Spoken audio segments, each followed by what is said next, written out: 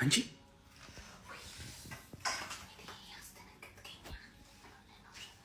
ምን እያደረግሽ ነው? ለጸሎት ተነስቼ ነው ትላለች። እንዴ በዚህ በኩል ለሌት እኔ እኮ ካጠገቤ ካልጋ ላይ ሳጣሽ ሄድሽ ብዬ ነው። ምንድን ነው እንዴ?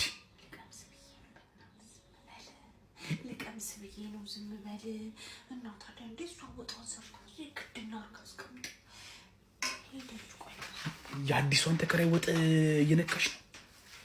የሰው ወጥ እየነካሽ ነው አንቺ አሰዳቢ።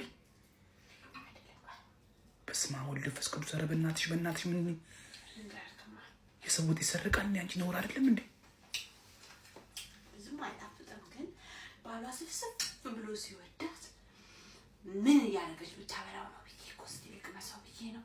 ግን ማለት ነው እኔ ሳድግ መልክ ስጠኝ እንጂ ማርክ ጎረቤት ስለተባለ ሙያዋ ምን ይገባበታል የሚለውን ለመቅመስ ብዬ ነው። ይውጭ የሰው ወጥ እዚህ ሰው ቤት የሰው ኩሽና መጥተሽ፣ ኧረ ምን ይሻልሻል? ኧረ ተዋረድከው። ምን ትላለች ወጡ ሲጎልባት? ኧረ በእናትሽ በጌታ በኢየሱስ ምን አንቺን ሀገርሽ በቃ ልላክሽ። እኔ መረረኝ አሁን የምር መረረኝ። በስመ አብ ውጭ